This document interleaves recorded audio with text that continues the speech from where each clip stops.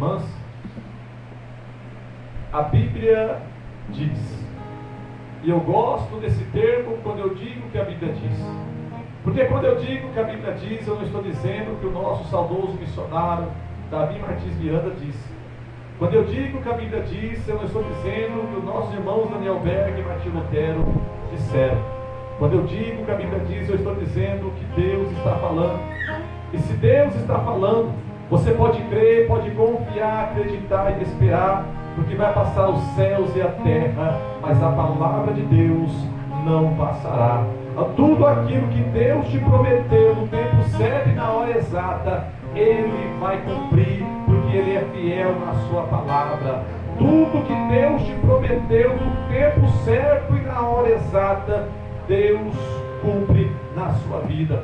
E na palavra que nós lemos, amados irmãos, nós temos uma palavra a qual o próprio Deus está falando, não é com o povo do mundo. Uma palavra a qual o próprio Deus está falando, não é com os que estão lá fora, é com nós que está aqui dentro.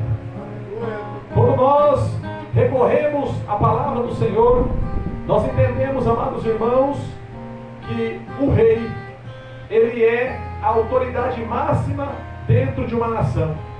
E nós vemos, amados irmãos, quando nós folheamos a Bíblia Sagrada, que quando um rei, ele era bom, ele fazia o que era reto aos olhos do Senhor, Deus abençoava o rei, Deus honrava o rei, e abençoava e prosperava toda a nação juntamente com o rei. Mas quando o rei era rebelde e fazia o que era mal aos olhos do Senhor, Deus penalizava o rei, e o povo sofria as consequências por causa da desobediência do rei. Então nós vemos, amados irmãos, a influência que tem uma liderança, seja em qual setor, seja em qual função, seja em qual segmento. Nós vemos a responsabilidade e a influência que tem uma liderança. E quando nós falamos em liderança, nós vamos lá para o Egito, e nós vemos o rei, o grande faraó, rei do Egito, a autoridade máxima, a qual sobre ele não tinha ninguém. Deus olha para Moisés e diz: Moisés, eu quero que você vá até Faraó e diga para Faraó: liberta o meu povo. Diga para Faraó: deixa o meu povo ir embora para poder me adorar no deserto. Moisés vai até Faraó e Faraó nega. Faraó não cumpre o desejo de Deus.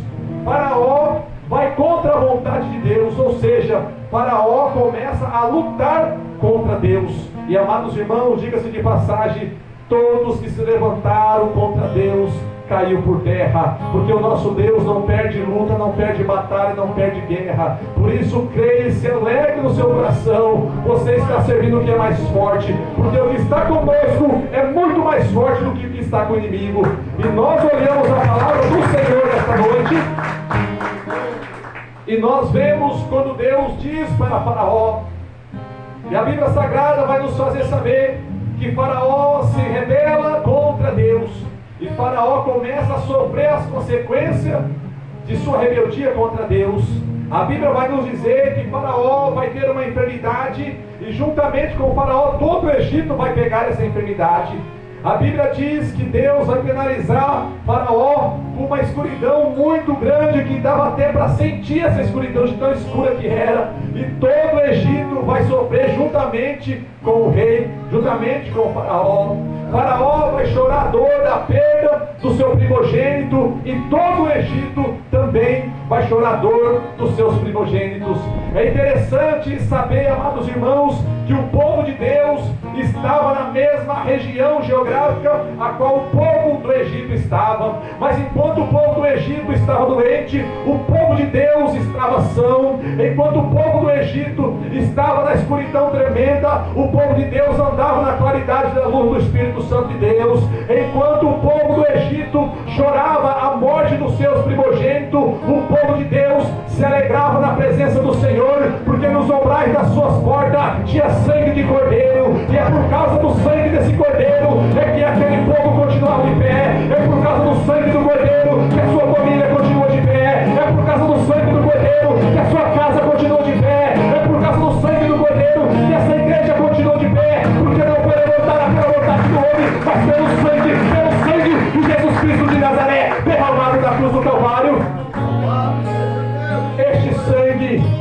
a qual te faz caminhar, a qual te faz ter esperança, porque é por causa deste sangue que nós temos a oportunidade de entrar no céu pela porta.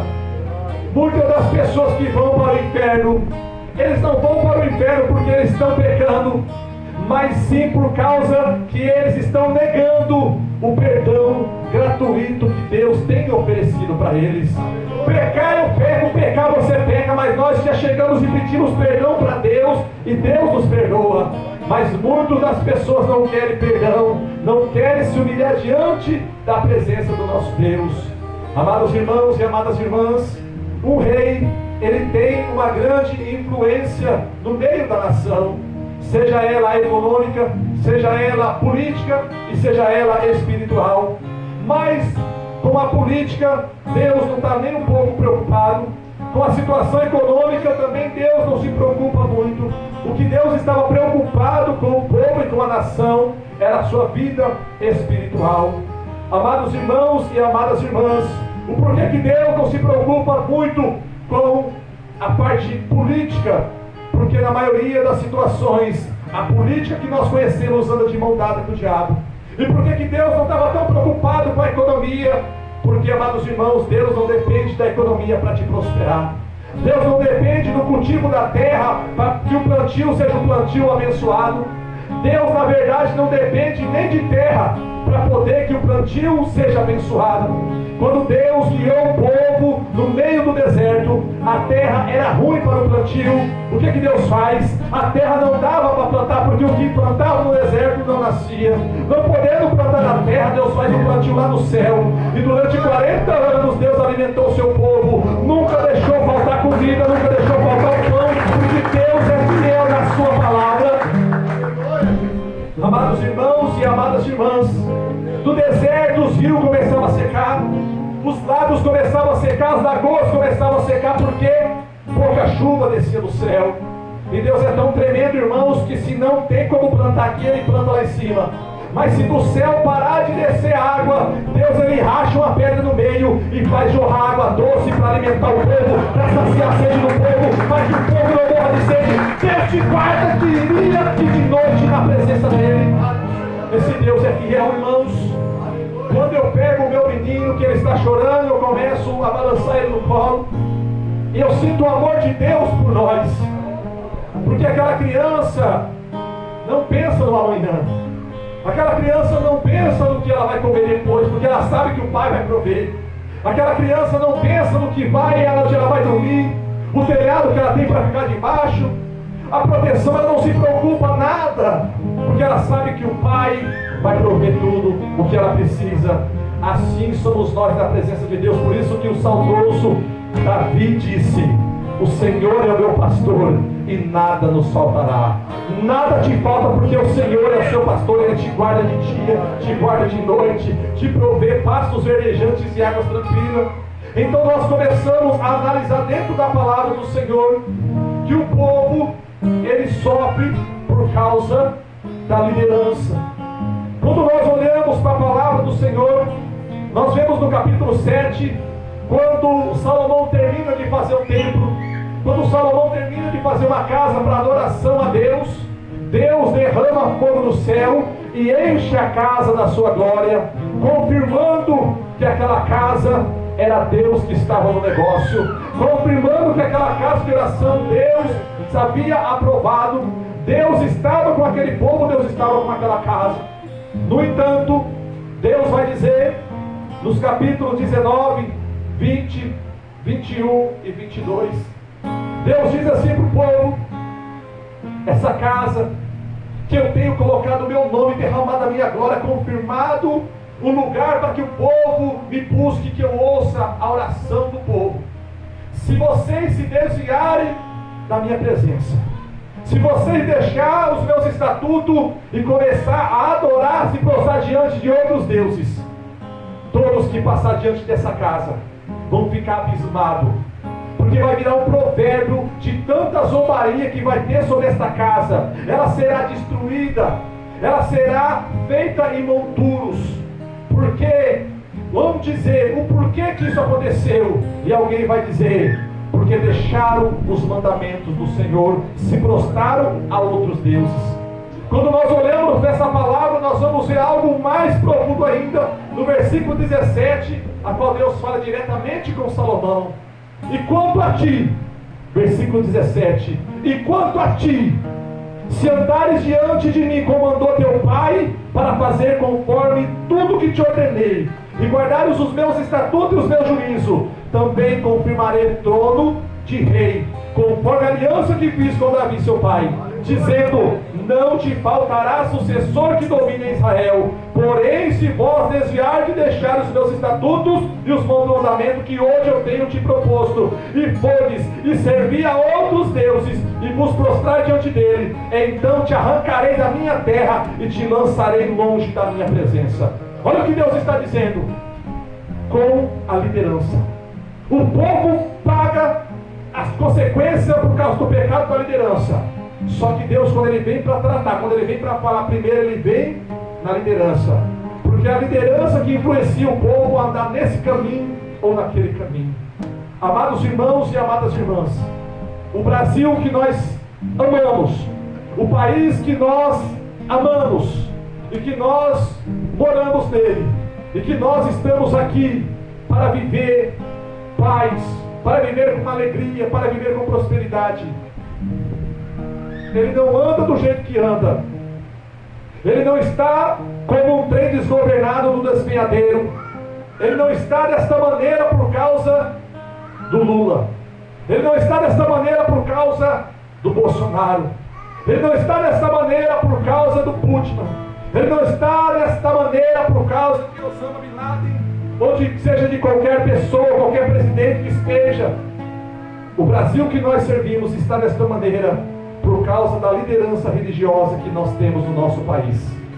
Porque, amados irmãos e amadas irmãs, quando o povo estava no Egito, havia praga para os ímpios, mas quem servia a Deus andava na prosperidade, com saúde, na claridade, tomando água, comendo do bom e do melhor, porque Deus o guardava.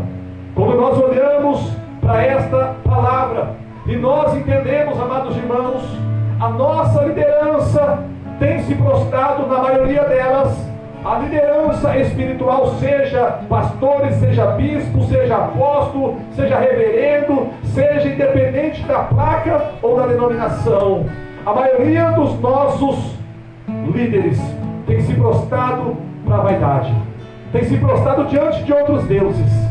E qual Deus que é esse? O Deus da luxúria, do pecado, da vaidade, da riqueza, do dinheiro, da mentira, da falsidade. Pessoas querendo ser mais do que os outros, puxando o tapete de um para poder se levantar em cima daquelas pessoas. Quantas pessoas que entram numa faculdade de teologia vão ser esse fosse para somente pregar a palavra de Deus, mas eles entram fazer um curso para aprender, para saber, para ir nos podcasts, para debater, quem sabe mais, quem sabe menos, eu estou certo, você está errado, só nossa igreja que vai para o céu, a sua não vai. Amados irmãos e amadas irmãs, o céu é para quem quer entrar, o céu é para todo mundo, o céu é para aqueles que têm vontade, aqueles que chegam e se arrependem na presença do Senhor. Jesus não morreu somente por mim, somente por você. Ele não morreu somente por Abraão, por Jó ou por Davi. Jesus morreu por mim, por você, pela prostituta, pelo desviado, morreu pelo traficante, por todos aqueles, porque o amor de Deus abraça todos. E quando nós olhamos para esta palavra, nós entendemos, amados irmãos, a qual pessoas estão vivendo, e nós estamos pensando que aqueles que são os nossos inimigos é porque o país vai enfrentar um caos agora, por causa que as pessoas zombaram de Deus no carnaval. Amados irmãos, Deus não está pouco ligando para isso.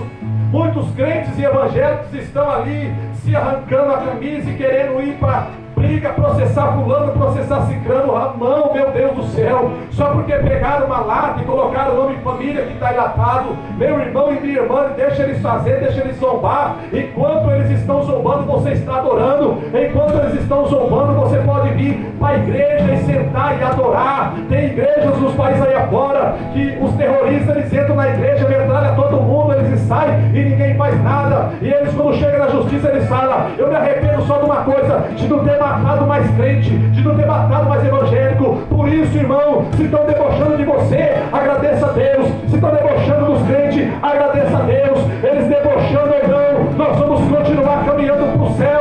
Eles debochando ou não, o nosso alvo é o céu. Nós não somos dessa terra, estamos aqui só de passagem, mas em nome de Jesus, eu vou estar no céu, você vai estar no céu. O mais importante para mim e para você não é ter o nosso nome estampado nos outdoor, na mídia, ter sucesso, mas o importante para você, para mim e para nós é ter o nosso nome escrito no livro da vida, porque é para isso que lutamos, trabalhamos e perseveramos na presença do Senhor.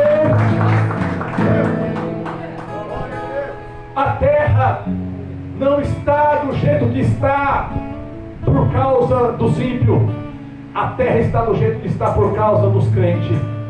Porque nós, como a palavra de Deus veio a Salomão, se deixares os meus caminhos, os meus estatutos, nós precisamos fazer o que a Bíblia nos diz. Quando Deus vem para Salomão, ele disse: o meu povo, que chama pelo meu nome, se humilhar, orar, me buscar e se converter nos seus maus caminhos, eu ouvirei dos altos céus, perdoarei os seus pecados e sararei a sua terra. Mas para Deus sarar a terra, primeiro Ele vai perdoar os pecados. Oh, irmão, para Deus sarar a terra, Ele precisa perdoar os nossos pecados. E para Deus perdoar os nossos pecados, nós precisamos se arrepender de coração, nos humilharmos na presença do Senhor. O bem-estar da nação brasileira não está nas mãos dos governantes, mas está nos joelhos da igreja. Enquanto você orar, enquanto você clamar, Deus vai abençoar a sua casa, Deus vai abençoar a sua família, Deus vai abençoar o nosso governo, Deus vai abençoar a sua cidade, porque o prazer de Deus é abençoar. Deus tem mais prazer em abençoar a sua vida do que você de ser abençoado. Amados irmãos e amadas irmãs, quantas pessoas no ano de 2022, se Jesus voltasse, eu estou falando de crente, se Jesus voltasse no ano de 2022, quantas pessoas, quantos crentes iriam ficar aqui nesta terra? Porque idolatraram muito um e julgaram muito o outro. Amados irmãos e amadas irmãs, independente de esquerda ou de direita, quando Deus falou, quando Jesus falou, quando Deus fala, se você não olhar nem para a esquerda e nem para a direita, olhar somente para mim, não se desviar nem para a esquerda e nem para a direita, tu serás uma bênção na cidade, tu serás uma bênção no campo, tu serás uma bênção ao entrar, tu serás uma bênção ao sair. Eu quero dizer e te chamar a atenção a algo, amados irmãos.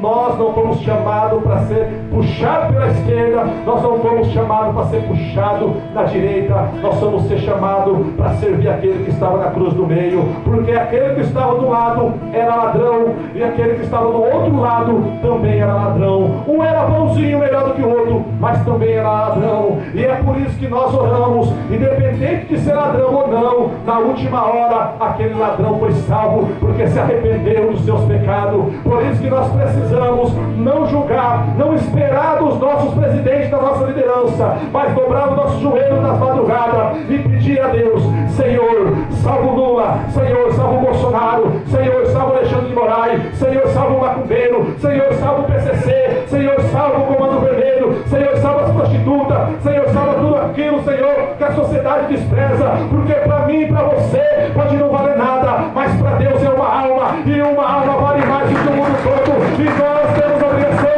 de orar e clamar por toda a nação brasileira. E louve a Deus com mais palmas, mais palmas, mais palmas, porque somente Jesus merece.